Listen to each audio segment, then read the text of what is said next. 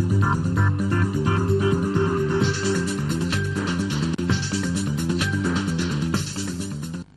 est 13 h. Bonjour et bienvenue sur le RTM. Nous sommes mercredi 15 mai. Et c'est cet après-midi qu'il sera question du Mali à Bruxelles à l'occasion de la rencontre sur le plan de relance durable de notre pays. Les partenaires doivent en principe nous accorder 1 286 milliards de francs CFA. L'Union européenne, elle, annonce déjà une contribution de 520 millions d'euros dans cet effort de reconstruction pour les 2 prochaines années. Annonce faite par le président de la Commission lors d'une réunion de travail. Le récit de nos envoyés spéciaux, Yaya Konaté et Brahima Koulibaly. Siège de la Commission de l'Union européenne cet après-midi, le président de la République par intérim, Dioncounda Traoré, est reçu par le président de la Commission pour une séance de travail. Des entretiens qui vont durer un peu moins d'1 heure et qui vont déboucher sur ce qu'il faudra retenir ici comme la première annonce de contribution à l'effort de reconstruction du Mali, celle de l'Union européenne. Et j'ai le plaisir de vous annoncer que l'Union européenne s'engagera demain avec un montant total de 520 millions d'euros en faveur du Mali pour la période 2013-2014.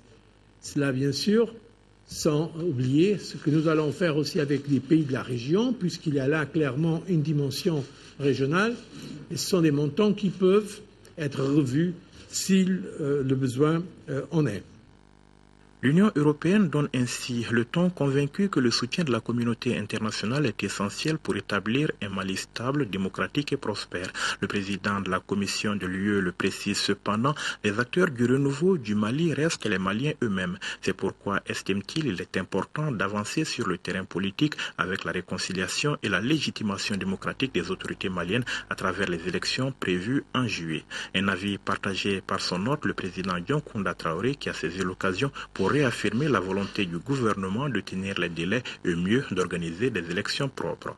Pour ces élections, les autorités de la transition ont fixé des délais qui peuvent paraître à beaucoup comme un véritable pari, comme un challenge, puisque nous avons décidé d'organiser ces élections, en tout cas l'élection présidentielle, avant la fin du mois de juillet.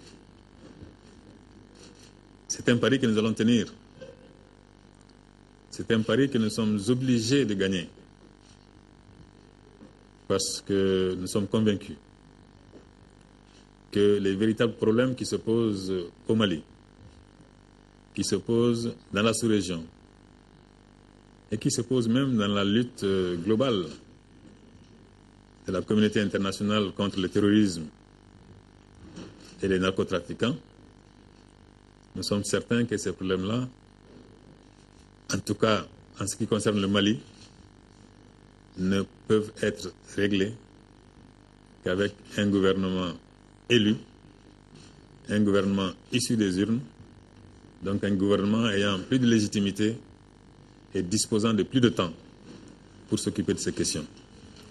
Le Mali, assure le président Traoré, a conscience de ses responsabilités pour lui-même, l'Afrique et le reste du monde. C'est pourquoi, dira-t-il, le pays jouera pleinement sa partition avant de remercier l'UE pour sa contribution au financement du plan pour la relance économique du Mali. Pour le ministre de l'Économie, des Finances et du Budget, la rencontre de Bruxelles est une grande chance pour le Mali. Tchénan Koulibaly estime qu'elle permettra de jeter les bases d'une paix durable dans le pays. Écoutons-le au micro de Sidiki Dambéli. L'objet de la rencontre, c'est effectivement créer des assises économiques, sociales, solides pour le Mali, pour toujours.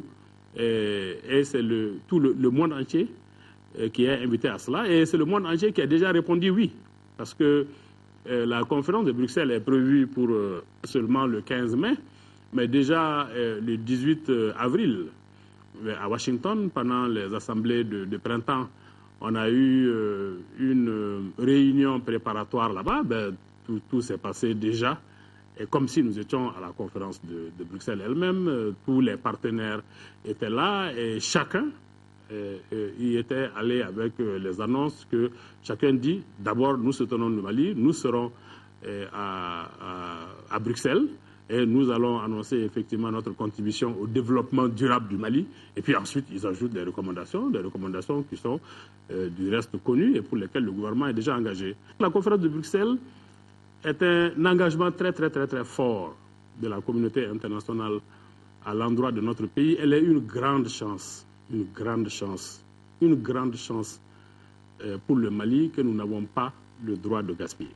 Le total de nos attentes pour les 2 années est un peu plus de 2800 milliards de francs CFA. Et toujours sur le plan des aides destinées au Mali, notre pays vient de réceptionner 150 tonnes de matériel et de consommables médicaux de la part du gouvernement italien. En plus de ces matériels, la Croix-Rouge italienne et l'UNICEF ont également apporté une contribution financière. Reportage Abdraman Maïga. 150 tonnes composées essentiellement de matériel et de consommables médicaux et 2 chèques totalisant plus de 3 200 000 francs CFA. Telles sont en substance la valeur de cette donation offerte par l'Italie à notre pays. Ce don s'inscrit dans le cadre des appuis multiformes reçus par le Mali de la part des pays amis. Il a pour but de soulager la souffrance de nos compatriotes victimes de l'occupation des terroristes et autres trafiquants de tout genre. Les contributions de nos amis italiens permettra d'alléger la souffrance de beaucoup de nos sœurs et frères maliens. Les institutions, le peuple et l'armée sont unis et combattront côte à côte jusqu'à la reconquête totale et la totalité reconstruction du pays. En réceptionnant ces présents, le ministre de la Santé, représentant son homologue de l'action humanitaire, la solidarité des personnes âgées, s'est félicité de cet élan de solidarité qui ne cesse de manifester le monde entier en faveur du Mali. Et cette donation en est illustration parfaite de cette forme de coopération. C'est avec les efforts conjugués de tous que nous faisons face à la détresse aussi bien des déplacés internes que des réfugiés maliens qui se trouvent au Burkina Faso, en Algérie, au Niger, en Mauritanie. Je vous donne l'assurance que ces matériels et cette somme d'argent seront judicieusement utilisés au profit exclusif des populations déplacées qui ont été victimes de la crise au nord de notre pays. Pour récompenser le peuple italien, le Haut Conseil des Maliens de l'extérieur a offert au consul honoraire de l'Italie au Mali et aux membres de l'équipage des cadeaux.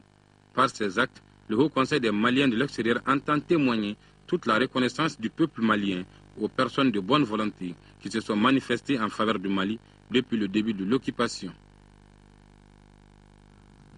Conférence débat à l'occasion du lancement de l'Association malienne pour l'éducation, la concorde et la culture islamique. C'était à la mairie de la commune 4. Le thème portait sur l'alphabétisation en arabe.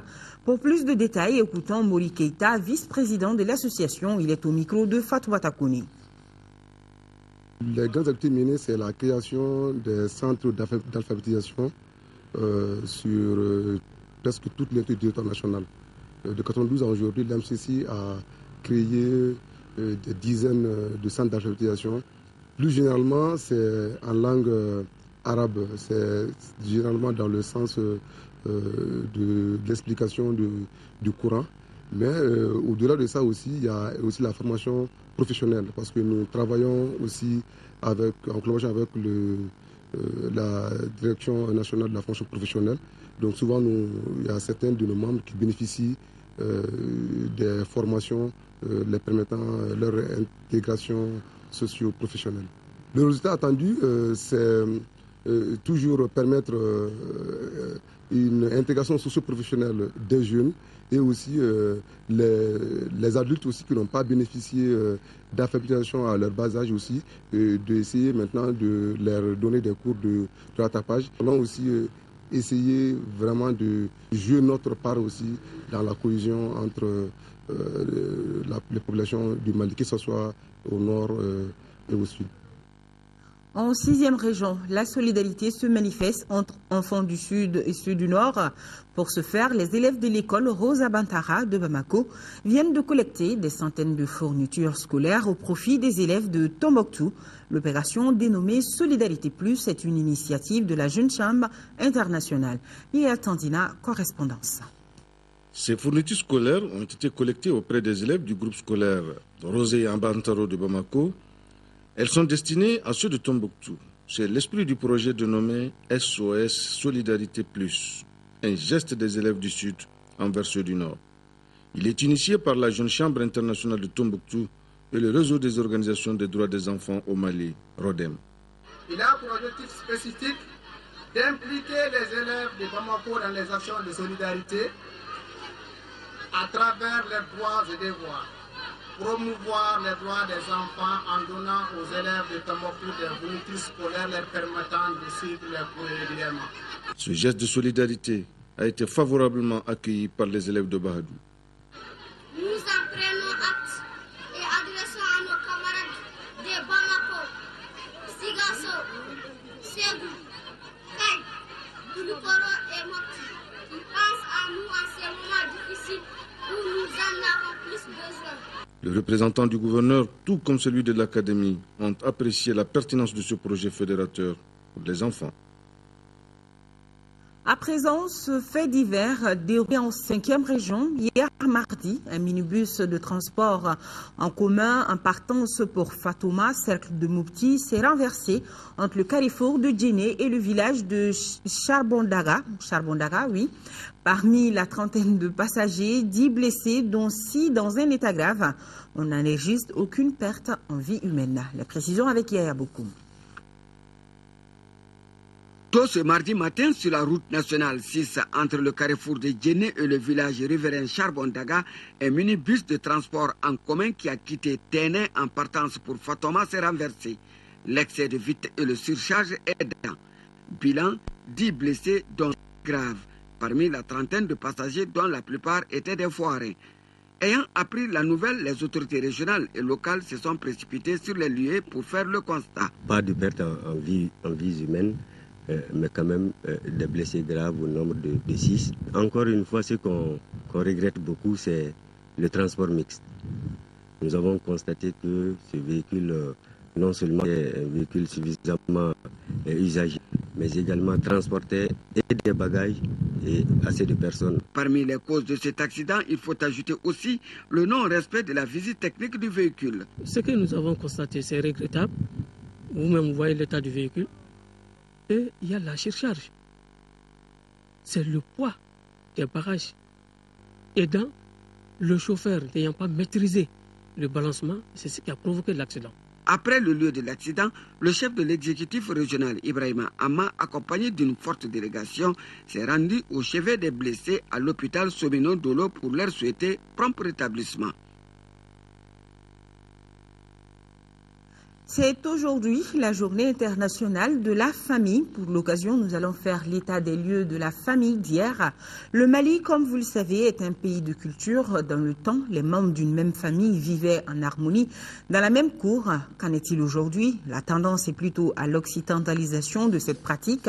Pourquoi ce changement? Des réponses dans ces dossiers signés Khadija Toukoune. Une famille est une communauté de personnes réunies par des liens de parenté existant dans toutes les sociétés humaines, selon l'anthropologue Claude Lévi-Strauss. À la base, toutes les familles de différents pays partagent des liens forts, une certaine complicité. Il existe plusieurs sortes de familles au Mali parce que les Maliens ne sont pas de la même culture et ces cultures font en sorte que les célébrations de la famille diffèrent. La famille africaine d'avant, c'était une chaîne composé de maillons. Et pour que le maillon soit solide, eh bien, chacun cherche à faire des épousages qui conviennent. Il faut que la femme soit exemplaire, que le mari exemplaire, parce que la famille est basée sur l'entente des deux époux. Au Mali, nous rencontrons généralement la famille traditionnelle ou grande famille et la famille nucléaire ou petite famille. La famille traditionnelle était très organisée dans le sens qu'elle avait des règles que tous les membres devaient respecter. Ils vivaient dans la même concession pendant toute leur vie, partageaient les mêmes peines et les mêmes bonheurs. La famille élargie dans notre tradition, c'était la meilleure parce que ça crée un lien d'assistance mutuelle, de respect mutuel et puis une force sociétale même. Les grandes familles ont toujours été des grandes sociétés. La famille traditionnelle, c'était une sorte d'agglomérat de beaucoup d'intérêts qui s'effacent les uns devant les autres pour faire un tout. Dans la famille traditionnelle, tous les membres mangeaient ensemble. Père, mère, oncle, tante, cousins, cousines et grands-parents, Tout le monde était heureux de partager ce moment ensemble. Chaque fois que les gens mangent dans le même plat, la fraternité devient plus puissante. Et la pitié aussi, parce que l'égoïsme disparaît. Même s'il y a un grand plat, quand on est en train de manger, quand ça commence à finir, les grands se lèvent pour laisser le reste aux petits. À 92 ans, Birama Traoré est père de 21 enfants, tous vivants. Il est le chef d'une famille stable et forte. Birama a été la source de sécurité et de stabilité de cette grande famille. J'ai eu la chance d'avoir 21 enfants, 11 garçons et 10 filles que j'ai élevées. Chez moi, c'est la discipline. Mais il faut être honnête, franc entre les femmes et les enfants. J'ai eu à marier 4 épouses. Si le chef de famille est honnête, droit et sincère, il peut amener sa famille à une bonne fin. Il a énormément mis l'accent sur l'éducation. Il a été avec nous un papa, je dirais, très tolérant, très indulgent. Mais cette indulgence, il y avait des principes qu'il ne fallait jamais transgresser. C'est très difficile même que je frappe un enfant. Mais le jour que je le frappe, lui-même, il sait qu'il a fauté. J'ai eu la chance de grandir avec mes cousins et mes cousines. Et quand vous veniez dans notre famille, vous ne saviez même pas la différence qui étaient les enfants ou qui étaient nos vrais cousins ou cousines.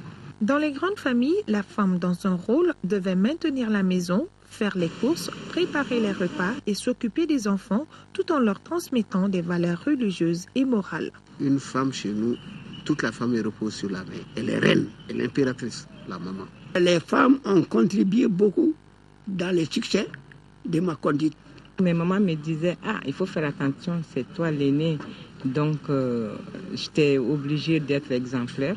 Avec l'apparition d'une nouvelle société, la famille traditionnelle laisse petit à petit place à la famille nucléaire. Nombre de grandes familles ont eu à éclater du fait de l'urbanisation, parce qu'il y a d'autres activités qui ont été créées dans la ville qui font en sorte que les gens ont besoin beaucoup plus d'espace, les gens ont besoin beaucoup plus d'intimité. La famille d'aujourd'hui, elle a tendance à être une famille mononucléaire. Le mari, la femme, les enfants.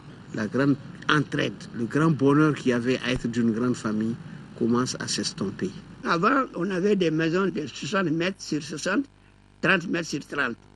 Mais maintenant, les lots qu'on donne, on donne des lots de 15 sur 20 maximum. Bon, ainsi, on n'arrive pas à y loger une grande famille. Quand on prend le pays à l'instant T, davantage les gens raisonnent neta, chita fo douta, chita fo anta.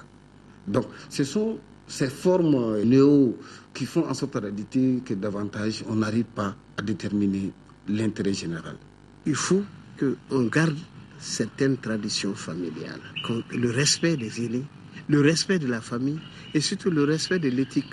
Donc la famille, c'est notre élément clé. Dans une famille, qu'elle soit grande ou petite, les maîtres mots doivent être l'amour, l'entraide, l'entente et le soutien, surtout dans les moments difficiles. D'ailleurs, nous entendons souvent, quel que soit le pays, cette expression « s'il ne reste plus personne, il reste la famille ». Félicitations à cette famille. Je vous signale que c'est une famille Traoré. C'est tout pour ce journal. Je vous retrouve demain pour les éditions matinales. D'ici là, restez en notre compagnie. Vous pouvez aussi visiter notre site web www.ortm.ml. La grande édition, c'est à 20h avec Aïssata Ibrahim Maïga. Merci à nos téléspectateurs de l'Espagne.